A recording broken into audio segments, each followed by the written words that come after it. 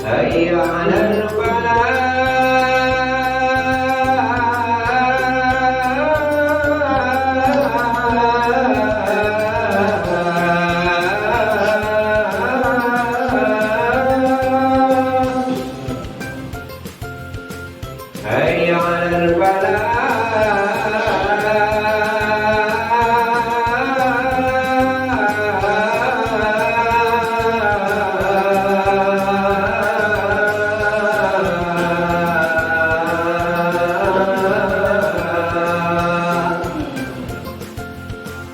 Allahu Akbar,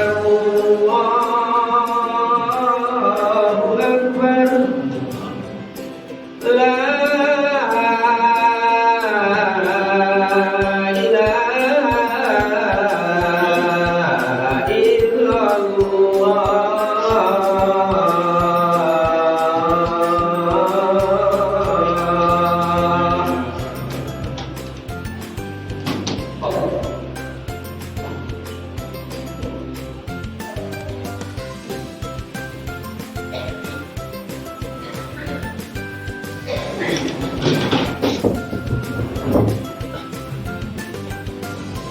Innal hamdalillah nahmaduhu wa nasta'inuhu wa nastaghfiruh wa na'udzu billahi min sururi anfusina wa min sayyiati a'malina. May yahdihillahu fala mudhillalah wa may yudlilhu fala hadiyalah. Asyhadu an la ilaha illallah wa asyhadu anna Muhammadar Rasulullah. Allahumma shalli ala sayyidina Muhammad wa ala ali sayyidina Muhammad. Faqala Allah Ta'ala fil Qur'anil Karim, inni usikum wa iyaya bitaqwallah faqad fazal muttaqun. Qala Allah Ta'ala fil Qur'anil Karim, a'udzu billahi minasyaitonir rajim. Bismillahirrahmanirrahim. Ya ayyuhallazina amanu taqullaha haqqa tuqatih wa la tamutunna illa wa antum muslimun. Ya ayyuhallazina amanu taqu rabbakumul ladzi khalaqakum min nafsin wahidah wa khalaqa minha zawjaha wa batha minhuma rijalan katsiran wa nisaa'a wattaqullaha allazi tasaaluna bihi wal arham innallaha kana 'alaikum raqiba. Sidang jamaah Jumat rahimakumullah, sudah menjadi kewajiban bagi seorang muslim untuk senantiasa bersyukur kepada Allah Subhanahu wa taala atas segala nikmat yang telah diberikan oleh Allah Subhanahu wa taala sampai detik ini, yaitu kenikmatan yang kita sadari maupun kenikmatan yang tidak kita sadari. Karena nyatanya kebanyakan manusia lalai atas nikmat yang diberikan oleh Allah Subhanahu wa taala. Sebagaimana Rasulullah sallallahu alaihi wasallam bersabda, ada dua nikmat yang kebanyakan mayoritas manusia lalai atau lupa terhadap keduanya, yaitu nikmat sehat dan nikmat waktu luang. Seperti apa bersyukur yang dimaksud? Yaitu bersyukur dengan makna bahwa hati mengakui segala karunia berasal dari Allah Subhanahu wa taala, lisan memuji Allah Subhanahu wa taala, dan anggota tubuh, anggota badan yang lainnya menggunakan untuk ketaatan kepada Allah Subhanahu wa taala dan menjaganya agar terhindar dari berbuat maksiat. Lebih dari itu, kita bersyukur atas nikmat yang paling agung, yaitu nikmat Islam dan nikmat iman. Jika kesehatan dan waktu luang yang Allah berikan kepada siapapun, baik kepada orang muslim maupun orang kafir. Namun nikmat iman dan nikmat Islam hanya diberikan oleh Allah Subhanahu wa taala kepada kita, orang-orang mukmin dan orang-orang muslim, yang diberikan oleh Allah Subhanahu wa taala. Nikmat Islam merupakan hadiah bagi kita umat muslim, yaitu nikmat Islam. Sebagaimana yang dikatakan oleh Ibnu Uyainah, tidaklah Allah memberikan suatu kenikmatan kepada hambanya satu nikmat yang lebih besar daripada nikmat lainnya, iaitunya mengucapkan la ilaha illallah. Selanjutnya kita selawat kepada Rasulullah sallallahu alaihi wasallam, uswatun hasanah kita, teladan yang baik bagi kita, junjungan kita, yakninya Nabi Muhammad sallallahu alaihi wasallam. Dan semoga juga tersampaikan kepada para sahabat beliau, kepada tabi'in, kepada tabi'in, serta orang yang istiqomah hingga akhir zaman nanti. Dan semoga kita semua termasuk umatnya yang mendapatkan syafaat di akhirat kelak, dan mendapatkan syafaat atas seizin dari Allah Subhanahu wa taala. Kami mewasiatkan terutama kepada diri khatib sendiri dan juga kepada jamaah seluruhnya untuk selalu meningkatkan ketakwaan kita kepada Allah Subhanahu wa taala. Takwa dalam artian menjalankan apa-apa yang diperintahkan oleh Allah Subhanahu wa taala dan menjauhi apa-apa yang dilarang oleh Allah Subhanahu wa taala. Takwa merupakan bekal kita untuk menghadap Sang Pencipta, sebagaimana firman Allah Subhanahu wa taala di dalam surat Al-Baqarah yang berbunyi, "Fatazayyadu fa inna khairaz zadi taqwa." Dan berbekallah kalian, dan sebaik-baik bekal ialah takwa. Takwa dengan makna senantiasa berusaha mengingat Allah Subhanahu wa taala dalam segala kondisi, selalu mensyukuri nikmat Allah Subhanahu wa taala dan tidak mengkufurinya, memaksimalkan daya upaya untuk menjalankan perintah-perintah Allah Subhanahu wa taala serta berjuang keras untuk meninggalkan larangan Allah Subhanahu wa taala. Sidang jemaah Jumat rahimakumullah. Pada kesempatan yang mulia ini, marilah kita merenung sejenak. Kita merenungi beberapa peristiwa-peristiwa yang menyedihkan yang terjadi beberapa saat kebelakang ini. Musibah-musibah yang silih berganti menguji kaum muslimin dimanapun berada, khususnya di Pulau Sumatera, terkhusus lagi di Aceh, Sumatera Utara dan juga Sumatera Barat. Alhamdulillah, mungkin di kampung kita tercinta ini, di Kabupaten Sijunjung ini, belum ada ataupun tidak dilanda musibah-musibah yang terjadi di daerah-daerah lainnya. Kalau kita lihat di daerah Solo, kota Solo dan Kabupaten Solo, di kota Solo ada sekitar 3.362 orang yang terdampak oleh musibah banjir dan 224 rumah yang terdampak oleh banjir. Begitu juga di Kabupaten Solo. Beberapa hari yang lalu khatib pergi ke Kabupaten Solo. Di sana rumah-rumah penduduk dialiri oleh air, tidak lagi air, tetapi oleh lumpur setinggi lutut orang dewasa.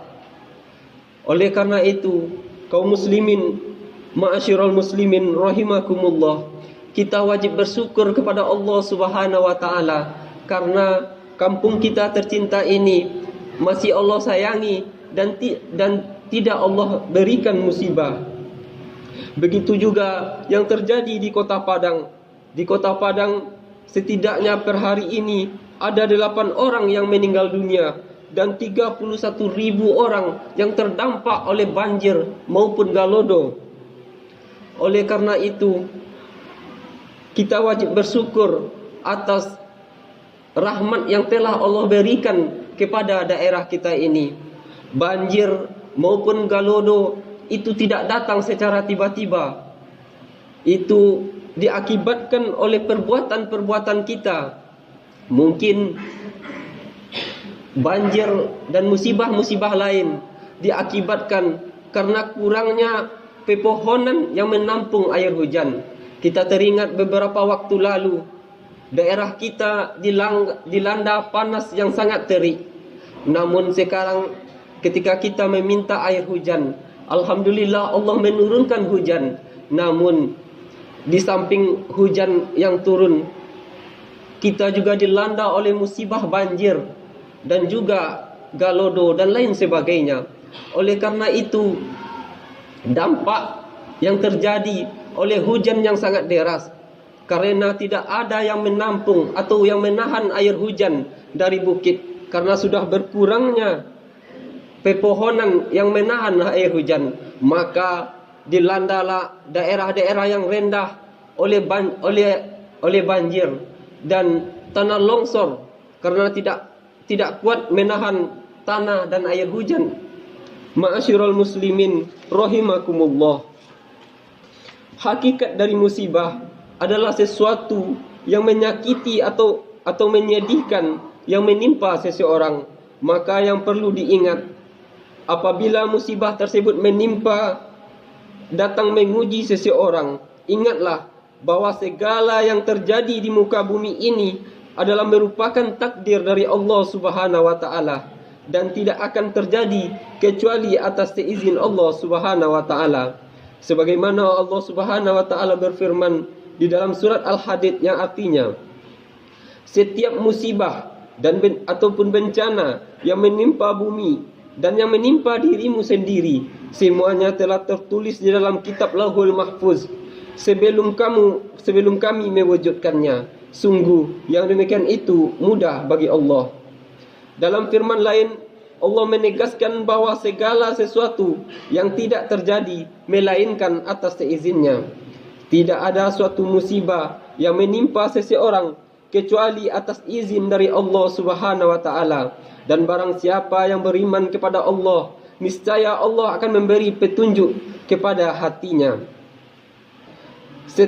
Setelah seorang muslim meyakini bahawa segala sesuatu yang terjadi adalah merupakan takdir darinya dan tidak terjadi melainkan atas izin darinya, pasti ada hikmah di balik kehendak Allah Subhanahu wa taala.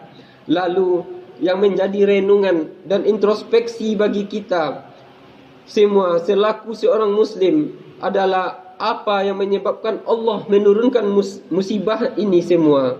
Seharusnya seorang muslim melihat musibah yang terjadi itu berbeda dengan yang lainnya. Musibah ini bukanlah kejadian alam biasa yang terjadi begitu saja tanpa sebab, sebagaimana yang dikatakan sekelompok manusia. Tapi musibah ini mempunyai faktor yang kuat yang mendorongnya terjadi, sehingga Allah menurunkan musibah tersebut. Tidak lain dan tidak bukan bahawa penyebab faktor tersebut adalah dosa-dosa serta maksiat yang dilakukan oleh kita semua. Sebagaimana Allah Subhanahu wa taala berfirman di dalam surah Asy-Syura ayat 30 yang berbunyi, dan musibah apapun yang menimpa kamu adalah karena perbuatan tanganmu sendiri, dan Allah memaafkan banyak kesalahan-kesalahanmu.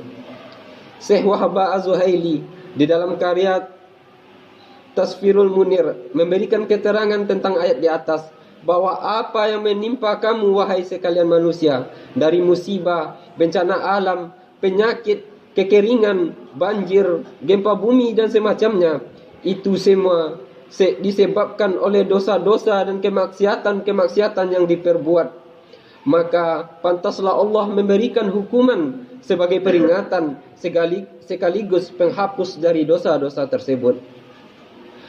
Karenanya wajib bagi kita semua selaku hambanya untuk bermuhasabah, mengintrospeksi sekaligus mengoreksi kembali amalan-amalan kita, bertaubat dari dosa-dosa yang telah lalu, dan memperbaiki kualitas ketaatan kita sebagai buahnya.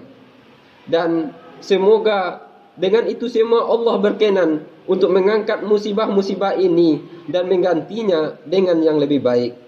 Sidang jamaah Jumat yang dirahmati oleh Allah Subhanahu wa taala, setelah kita menyadari bahawa musibah ini adalah teguran dari Allah Subhanahu wa taala atas kemaksiatan kita, maka selanjutnya yang perlu dipahami adalah musibah-musibah ini pasti ada hikmahnya, dan kita selalu dituntut untuk berhusnuzon kepada Allah Subhanahu wa taala. Di antara hikmah bahawa musibah yang Allah turunkan ini sebagai bentuk kasih sayang Allah Subhanahu wa taala kepada hambanya, berupa penghapus dosa dari segala dosa-dosa yang telah diperbuat hambanya. Karena selain dengan cara bertaubat dan istighfar, Allah juga menghapus dosa-dosa kita. Ada satu cara bagaimana Allah membersihkan dosa kita, yaitu menguji kita dengan musibah. Sebagaimana hal yang demikian dijelaskan oleh para ulama, di antaranya oleh Ibnul Qayyim dalam Madarij Juz Salikin. Beliau menjelaskan bahwa ada 4 tahap bagaimana cara Allah membersihkan hambanya dari dosa-dosa. Di antaranya dengan musibah, yaitu salah satu cara Allah membersihkan dosa kita di dunia ini. Imam Ibnul Qayyim dalam Madarijus Salikin menjelaskan bahwa ada 4 tahap bagaimana cara Allah membersihkan hambanya dari dosa-dosa, di antaranya dengan musibah. Beliau berkata, seseorang yang tidak mungkin akan masuk surga kecuali telah dibersihkan dari dosa atau tamhis, karena surga tidak dimasuki kecuali orang-orang yang bersih. Adapun pembersihan di dunia adalah dengan beberapa cara. Yang pertama dengan taubat, istighfar, perbuatan baik, musibah-musibah yang menghapuskan dosa. Maka segala yang menimpa orang muslim dari kesedihan, kegundahan, dan berbagai kesulitan lainnya, atau bahkan musibah yang menerpa, itu adalah merupakan cara Allah untuk membersihkan dosa kita. Karena itu menjadi kafarah baginya. Karena Rasulullah SAW bersabda, tidaklah seorang muslim tertimpa suatu penyakit dan keletihan, kekhawatiran dan kesedihan, dan tidak juga gangguan dan kesusahan, bahkan duri yang melukainya, melainkan Allah akan menghapus segala kesalahan-kesalahannya. Hadis riwayat Bukhari. Sidang jamaah Jumat rahimakumullah. Maka ketika seorang muslim mendapatkan cobaan dari Allah berupa musibah yang menimpanya, satu hal yang perlu diperhatikan, yaitu hendaklah dia bersabar atas ujian tersebut.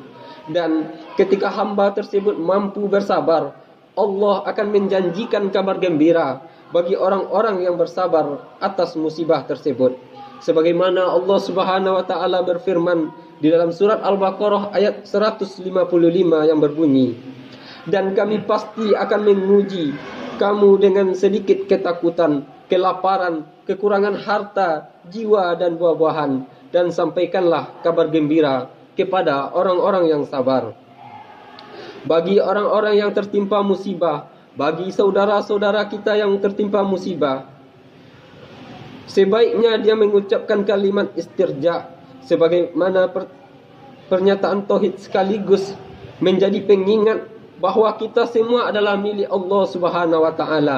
Rumah, harta, mobil, motor, pakaian, kesehatan, istri, bahkan anak-anak kita, itu semua adalah titipan dari Allah Subhanahu wa taala, dan Allah Subhanahu wa taala berhak untuk mengambilnya kapanpun dan dimanapun. Allah Subhanahu wa taala berfirman di dalam surat Al-Baqarah ayat 156 yang berbunyi, orang-orang yang apabila ditimpa musibah, mereka berkata, inna lillahi wa inna ilaihi raji'un. Sesungguhnya kami adalah milik Allah dan kami akan kembali kepada Allah Subhanahu wa taala. Muhammad Ali Toha dalam kitab tafsirnya Al-Quran wal i'rabuhu menjelaskan bahwa kalimat qalu inna lillahi wa inna ilaihi raji'un adalah pernyataan ubudiyah, bahwa kita adalah kepemilikan Allah Subhanahu wa taala secara total, maka kita adalah hambanya dan Allah mempunyai hak kuasa penuh atas diri kita. Memahami kalimat istirja tersebut akan memudahkan seseorang menjadi ridho dan menerima takdir dari Allah Subhanahu wa taala. Dan di antara keutamaan seseorang mengucapkan kalimat istirja ketika tertimpa musibah adalah Allah akan ganti yang lebih baik dari apa yang telah Allah uji kepadanya. Sebagaimana Rasulullah SAW bersabda, tidaklah seorang mukmin tertimpa musibah, lalu ia membaca apa yang telah diperintahkan oleh Allah. Inna lillahi wa inna ilaihi raji'un. Allahumma rjurni fi musibati wa aklifli khairan minha. Sesungguhnya kami adalah milik Allah dan akan kembali kepada Allah. Ya Allah, berikanlah kami pahala karena musibah dan tukarkanlah bagi kami dengan yang lebih baik daripadanya, melainkan Allah akan menukarnya dengan yang lebih baik. Semoga Allah menjadikan kita termasuk orang-orang yang bersabar terhadap musibah yang kita hadapi dan mendapatkan kabar gembira berupa surganya dan kesabaran yang kita usahakan. Barakallahu li wa lakum fil Qur'anil azim wa nafa'ani ya iyyakum ma fihi min zikril hakim wa taqabbalallahu minni wa minkum tilawatahu innahu huwas samiul alim.